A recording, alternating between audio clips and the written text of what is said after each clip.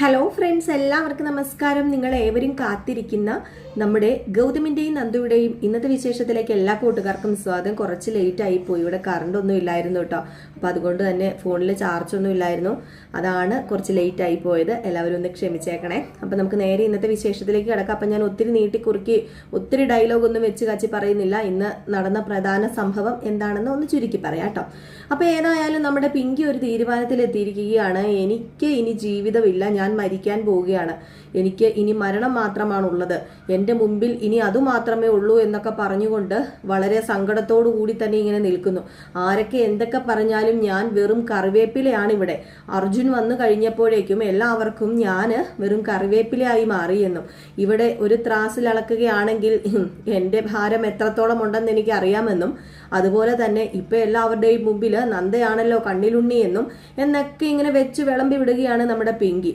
അപ്പൊ ഇത് കേട്ടിട്ട് സത്യം പറഞ്ഞു കഴിഞ്ഞിട്ടുണ്ടെങ്കിൽ ഒരു ആൻസർ കൊടുക്കാൻ പറ്റുന്നില്ല. പിങ്കി ഇത്രയും പറഞ്ഞിട്ട് അങ്ങ് പോയി. നമ്മുടെ അരുന്ധതിയും ലക്ഷ്മിയും മോഹിനിയും പവിത്രയും ഒക്കെ ഇങ്ങനെ നിൽക്കുകയാണ്. ഇതിന് ഒരു ആൻസർ ഇല്ല. നമ്മുടെ പിങ്കിയുടെ ക്വസ്റ്റ്യന് ഒരു ആൻസർ ഇല്ല. അവർക്കും സത്യം പറഞ്ഞു കഴിഞ്ഞിട്ടുണ്ടെങ്കിൽ ഒരു ആൻസർ ഇല്ല.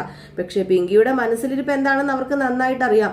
ഗൗതമിനെ സ്വന്തമാക്കുക എന്ന് മാത്രമാണ് പിങ്കിയുടെ മനസ്സിലെ ഓരോരു ലക്ഷ്യം. അതുകൊണ്ടാണ് ഇത്രയും നാൾ ഈ കുടുംബത്തിൽ പിടിച്ചു നിന്നത് എന്നും അറിയാം. പക്ഷെ അതങ്ങോട്ട് പൂർണ്ണമായിട്ടും അവർക്ക് മുഖത്തടിച്ച് നന്ദയോട് ചോദിക്കാനും പറ്റില്ലാത്തൊരവസ്ഥ. ഇത് കഴിഞ്ഞ് നമ്മുടെ ഗൗതമിനെയും അർജുനെയാണ് കാണിക്കുന്നത്. അങ്ങനെ ഗൗതം പതിയെ വന്നിട്ട് അർജുന്റെ തോളത്ത് ഇങ്ങനെ പിടിക്കാൻ തുടങ്ങുമ്പോഴത്തേക്കും കൈ അങ്ങ് തട്ടി ഒരു ഒറ്റ മാറ്റലങ്ങ് മാറ്റിട്ടോ. ഒറ്റ മാറ്റിയത് കൈ തട്ടി. എന്നിട്ട് ചോദിച്ചു, അല്ല ഞാനൊരു കാര്യം ചോദിക്കട്ടെ, ഇപ്പൊ എന്തിനാ എന്നെ വന്ന് സമാധാനിപ്പിക്കാനാണോ? അല്ല എൻ്റെ മുഖത്ത് നോക്കാൻ എങ്ങനെ ധൈര്യം ഉണ്ടായി എന്നൊക്കെ ചോദിക്കുമ്പോഴത്തേക്കും, അർജുൻ മോനെ നീ എന്താ ഈ പറയുന്നത്? നിന്റെ ഏട്ടനല്ലേ ഞാന്, നിന്റെ ജീവനല്ലേ ഞാന്? ഏട്ടൻ ജീവൻ അതൊക്കെ ആയിരുന്നു. പക്ഷേ ഇപ്പം എൻ്റെ മുന്നിൽ നിങ്ങൾക്ക് ഒരു വിലയും ഞാൻ കൽപ്പിച്ചിട്ടില്ല. എൻ്റെ മനസ്സിൽ ഒരു മാതൃക, ഒരു വഴികാട്ടി, എനിക്കറിയില്ല, ഒരു കൂട്ടുകാരൻ, എൻ്റെ ഏട്ടൻ, എൻ്റെ അച്ഛൻ എല്ലാം ആയിട്ടാണ് ഞാൻ നിങ്ങളെ കണ്ടിട്ടുള്ളത്. പക്ഷെ നിങ്ങൾ മനഃപൂർവ്വം എന്നെ ചതിച്ചു. എല്ലാം അറിയാവുന്ന നിങ്ങൾ എല്ലാം മറച്ചു വെച്ച് എന്നെ ഈ വിവാഹം കഴിപ്പിക്കാൻ നിർബന്ധിച്ചു. നിങ്ങൾക്ക് ഒരു വാക്ക് പറയായിരുന്നുവല്ലോ, ഈ വിവാഹം കഴിക്കണ്ട എന്നും നിങ്ങൾ തമ്മിൽ ഒരു ബന്ധമുണ്ട് എന്നും. ഒരിക്കലും ഞാൻ പിങ്കിനെ വിട്ടു തരാതിരിക്കില്ലായിരുന്നു. പിങ്കിനെ ഞാൻ എൻ്റെ മനസ്സോടുകൂടി തന്നെ വിട്ടു തന്നേനെ. പക്ഷെ നിങ്ങൾ അതൊന്നും ചെയ്തില്ല. നിങ്ങളെല്ലാം മറച്ചു വെച്ച് പിങ്കി ഈ വീട്ടിൽ കയറി വരാൻ നിങ്ങളും ആഗ്രഹിച്ചു. ഒരു തരത്തിൽ പിങ്കിയേക്കാൾ കൂടുതൽ എന്നോട് തെറ്റ് ചെയ്തത് നിങ്ങളാണ്. അതുകൊണ്ട് എനിക്ക് നിങ്ങളെ ഈ കണ്ണിലെ ഇനി കാണാൻ പറ്റത്തുള്ളൂ എന്നിങ്ങനെ പറഞ്ഞു കഴിഞ്ഞപ്പോഴത്തേക്കും നന്ദ ഇങ്ങ് വന്നില്ലേ. നന്ദ ഇങ്ങ് വന്നിട്ട്, അർജുൻ നീ എന്തൊക്കെയാ വിളിച്ചു പറയുന്നത്? അല്ല നീ പറയുന്നുണ്ടല്ലോ പിങ്കിയും ഗൗതമും തമ്മിൽ എന്തോ ബന്ധമുണ്ടായിരുന്നുവെന്ന്. ആ ബന്ധം അതെനിക്ക് നന്നായിട്ട് അറിയാവുന്നതാണ്. അങ്ങനെ ഒരു ബന്ധം ഉണ്ടായിരുന്നു. പക്ഷേ അത് ഉണ്ടായിരുന്നു, ഇപ്പോഴങ്ങനെ ഒരു ബന്ധമില്ല.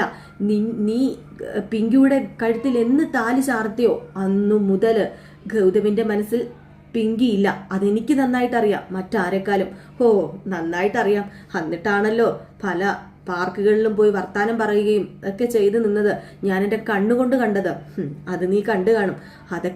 അതൊക്കെ വേറൊന്നിനുമല്ല, പിങ്കിയെയും നിന്നെയും തമ്മിൽ അടുപ്പിക്കുവാനുള്ള ഗൗതം സാറിന്റെ ശ്രമങ്ങളായിരുന്നു അതൊക്കെ. പക്ഷെ അതൊക്കെ നീ തെറ്റിദ്ധരിച്ചു അർജുൻ. അതാണ് നിനക്ക് പറ്റിപ്പോയത്. ഒരിക്കലും നിന്റെ ഏട്ടന് നിന്നെ വിട്ടു പോകാൻ കഴിയുമോ? നിന്റെ ഏട്ടൻ ചതിക്കുവോ?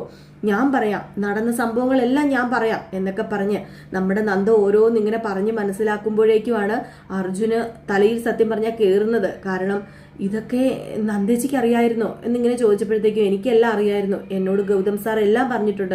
ഗൗതം സാറിനെ എനിക്ക് വിശ്വസിക്കാൻ പറ്റുമെങ്കിൽ നിനക്ക് എന്തുകൊണ്ട് ഗൗതം സാറിനെ വിശ്വസിക്കാൻ പറ്റില്ല? ഗൗതം സാറിന് ഞാൻ കണ്ടിട്ട് ഒത്തിരി ഒന്നും ആയിട്ടില്ല. പക്ഷേ അർജുൻ, നീ ഗൗതം സാറിനെ കണ്ടു തുടങ്ങിയിട്ട് എത്ര നാളായതാണ്? നീ ജനിച്ചു വീണപ്പം മുതൽ ആ മടിയിൽ കിടന്നല്ലേ നീ കളിച്ചു വളർന്നത്, ആ കൈ പിടിച്ചല്ലേ നീ നടന്നത്. അപ്പം എനിക്ക് വിശ്വസിക്കാമെങ്കിൽ പിന്നെ നിനക്കെന്ത് വിശ്വസിച്ചൂടാന്ന് ചോദിച്ചു. ഇതെല്ലാം കൂടെ കേട്ട് കഴിഞ്ഞപ്പോഴത്തേക്കും നമ്മുടെ അർജുന്റെ പിടി അങ്ങോട്ട് വിട്ടു. അർജുന് ഭയങ്കര സങ്കടം. അർജുന് ഓടിപ്പോയി നമ്മുടെ ഗൗതമിനെ കെട്ടിപ്പിടിച്ച് പൊട്ടിക്കരയാണ്. ഏട്ടാ എന്നോട് ക്ഷമിക്കുക ഏട്ടാ, എനിക്ക് എൻ്റെ തെറ്റിദ്ധാരണയായിരുന്നു എന്നെല്ലാം അറിയാൻ വൈകിപ്പോയി. ആ ഒരു രാത്രി എന്താണെന്നറിയില്ല, എൻ്റെ ജീവൻ പെടയുന്നത് പോലെയായിരുന്നു. എല്ലാവരും കൂടെ എന്നെ തകർത്ത് കളഞ്ഞല്ലോ. ഞാൻ മാറ്റിവെച്ച ഒരുപാട് സങ്കല്പം കണ്ട എൻ്റെ ജീവിതം അത് വെറും കുട്ടിച്ചോറായി പോയല്ലോ എന്നൊക്കെ ഓർത്തിട്ട് എനിക്ക് അറിയില്ലായിരുന്നു. എന്നോട് ക്ഷമിക്ക് ഗൗതമേട്ട, ഏട്ടാന്ന് പറഞ്ഞ് വിളിച്ച് ഭയങ്കര കരച്ചിലും ബഹളവും ഒക്കെ ആയിട്ട് അവിടെ ഇങ്ങനെ ആ ഒരു സ്നേഹപ്രകടനം നടക്കുകയാണ്. അപ്പൊ ഇതേ സമയമാണ് നമ്മുടെ നന്ദയിനെയും കാണിക്കുന്നത്. അപ്പൊ നന്ദയ്ക്ക് വലിയ സന്തോഷം. കാരണം നന്ദയ്ക്ക് സന്തോഷം എന്ന് പറഞ്ഞാല് ഗൗതമിനോടുള്ള ആ ഒരു തെറ്റിദ്ധാരണയൊക്കെ മാറിയല്ലോ എന്ന് ഓർത്തിട്ട് നന്ദ ഇങ്ങനെ ആനന്ദക്കണ്ണീര് ഒഴുകുകയാണ്. നന്ദയ്ക്കാണ് അവിടെ ഏറ്റവും കൂടുതൽ സന്തോഷമുള്ളത്. ഇത് കഴിഞ്ഞ് സംസാരിക്കുന്നത് ലക്ഷ്മിയും അരുന്ധതിയുമാണ്. അങ്ങനെ ലക്ഷ്മി പറയാണ്, ഇത് ഇങ്ങനെ വിട്ടാൽ ശരിയാവില്ലല്ലോ, ഒരിക്കലും നമുക്ക് അർജുനെ ഇവിടുന്ന് പറഞ്ഞു വിടാനും പറ്റില്ല, പിങ്കിനെ ഇവിടുന്ന് പറഞ്ഞു വിടാനും പറ്റില്ല. അവരൊന്നിച്ച് ജീവിക്കുന്ന കാണാൻ ആഗ്രഹിച്ച നമ്മൾ ഇനി അവർ വേർപിരിയുന്നത് കണ്ടു കഴിഞ്ഞാൽ നമുക്കത് സഹിക്കാൻ പറ്റുമോ? നമ്മുടെ കുടുംബം അത് നമുക്ക് ആവുമോ? ഒരിക്കലും പറ്റില്ല. അതിനിപ്പോൾ എന്താണൊരു വഴി? ഇനിയിപ്പോൾ പിങ്കിയുടെ മനസ്സ് മാറ്റാൻ നമുക്ക് കഴിയില്ല, എത്ര ശ്രമിച്ചാലും പിങ്കിയുടെ മനസ്സ് മാറില്ല എന്നൊക്കെ പറയുമ്പോഴത്തേക്കും അരുന്ധതി പറയാണ്, പിങ്കിയുടെ മനസ്സ് ഞാൻ മാറ്റിയെടുക്കും, പിങ്കിനെ മാറ്റിയെടുക്കാൻ എനിക്കറിയാം, അവളെ ഏതായാലും ഞാൻ ഇവിടുന്ന് പറഞ്ഞയക്കില്ല, എൻ്റെ അർജുനെയും ഞാൻ പറഞ്ഞയക്കില്ല.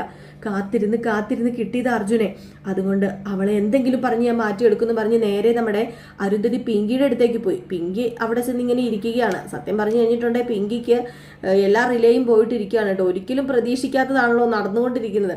അങ്ങനെ പിങ്കി ഇങ്ങനെ ഇരിക്കുമ്പോഴത്തേക്കും അരുന്ധതി അടുത്തേക്ക് ചെന്നിട്ട്, മോളെ ഞാൻ പറയുന്നത് നീ ഒന്ന് കേക്ക്. വേണ്ട, നിർത്ത്. ഇത്രയും നാള് എനിക്ക് എന്തായിരുന്നു ഈ വീട്ടിൽ നിങ്ങൾ വില തന്നത്? ഇത്രയും നാള് നിങ്ങൾ എന്തിനാണ് എന്നെ സ്നേഹിച്ചത്? നിങ്ങൾ എന്തിനാണ് എന്നെ ഇവിടെ പിടിച്ചു നിർത്തിയത്? അതെനിക്കിപ്പം മനസ്സിലായി. നിങ്ങൾക്ക് എന്നോടല്ല സ്നേഹം, നിങ്ങൾക്ക് അർജുനോടുള്ള സ്നേഹം. അതാ നിങ്ങൾ ഇത്രയും നാൾ എന്നോട് പ്രകടിപ്പിച്ചത്.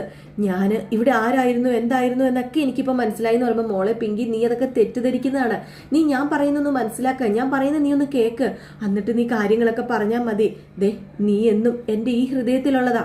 നിനക്കാ എന്നും ഈ വീട്ടിലെ ഏറ്റവും നല്ല സ്ഥാനം ഞാൻ തന്നിട്ടുള്ളത്. നീയാണ് എൻ്റെ ഈ കുടുംബത്തിലെ നല്ലൊരു മരുമകളായിട്ട് ഞാൻ കണ്ടിട്ടുള്ളത്. ഇപ്പൊ അങ്ങനെയൊക്കെ നിങ്ങൾ പറയും. എന്തൊക്കെ പറഞ്ഞാലും നന്ദ തന്നെയാ ഇപ്പൊ ഈ കുടുംബത്തിലെ നല്ല മരുമകളും വഴികാട്ടിയും ഒക്കെ. കാരണം നന്ദ ഇപ്പം വലിയൊരു കാര്യമാണല്ലോ ചെയ്തിരിക്കുന്നത്. ശരിയാ, മോള് പറഞ്ഞത് ശരിയാ, നന്ദ ചെയ്തിരിക്കുന്നത് വലിയ കാര്യം തന്നെയാണ്. കാരണം നന്ദ ഇവിടെ നിന്ന് ആരോടും പറയാതെയൊക്കെയാണ് ഇറങ്ങിപ്പോയതെന്ന് മോക്കറിയാലോ. അപ്പോഴും നമ്മൾ നന്ദനെ ഒരുപാട് കുറ്റപ്പെടുത്തി. പക്ഷേ നന്ദ പോയത് അർജുനെ കൊണ്ടുവരാനാണെന്ന് നമ്മൾ ആരും അറിഞ്ഞില്ല.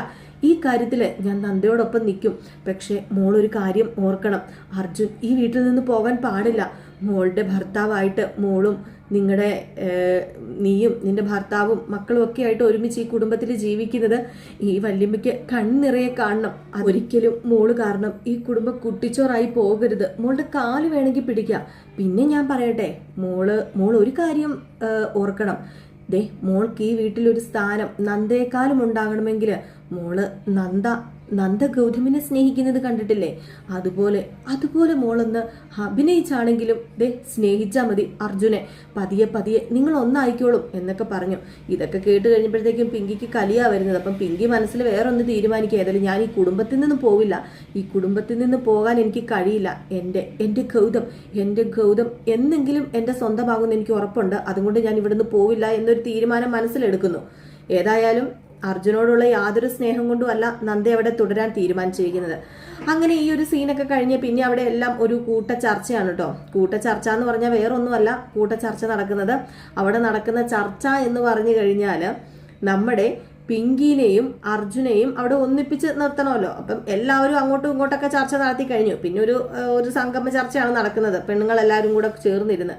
അങ്ങനെ അരുന്ധതി പറഞ്ഞു, ഏതായാലും നമുക്ക് അർജുനെ ഇവിടെ പിടിച്ച് നിർത്തിയേ പറ്റൂ എന്ന് പറഞ്ഞപ്പോഴത്തേക്കും സുമംഗലി പറയുന്നുണ്ട്, എനിക്ക് വേറൊന്നും അറിയണ്ട, എൻ്റെ മോൻ തിരിച്ചെത്തിയില്ലോ.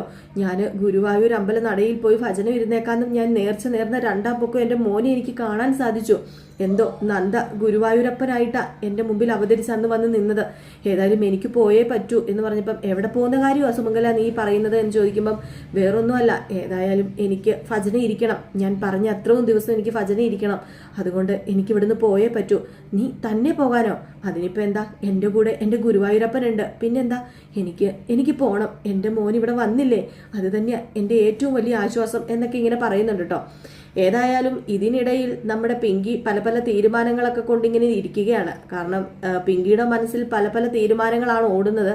ഇനി എങ്ങനെ അർജുന ഇവിടുന്ന് നാട് കടത്താം, നന്ദി ഇവിടുന്ന് നാട് കടത്താം എന്നൊക്കെയാണ് ഇനിയിപ്പോൾ നമ്മുടെ പിങ്കിയുടെ അടുത്ത തീരുമാനം. ഇനിയിപ്പോൾ സാന്ദ്രേനെ കൂട്ടുപിടിച്ച് അടുത്ത എന്തെങ്കിലും ഗുലുമാലുകളൊക്കെ ഒപ്പിക്കുമോ എന്ന് നമുക്ക് കാത്തിരുന്ന് തന്നെ കാണേണ്ടിയിരിക്കുന്നു. അപ്പോൾ ഇതൊക്കെ കോർത്തിണക്കിക്കൊണ്ട് ഒരു അടിപൊളി വിശേഷം കേട്ടോ വന്നിരിക്കുന്നത്. അപ്പോൾ എല്ലാവരും കാത്തിരിക്കുക. നമ്മുടെ അർജുൻ പിങ്കിയെ സ്നേഹിച്ചു തുടങ്ങുമോ?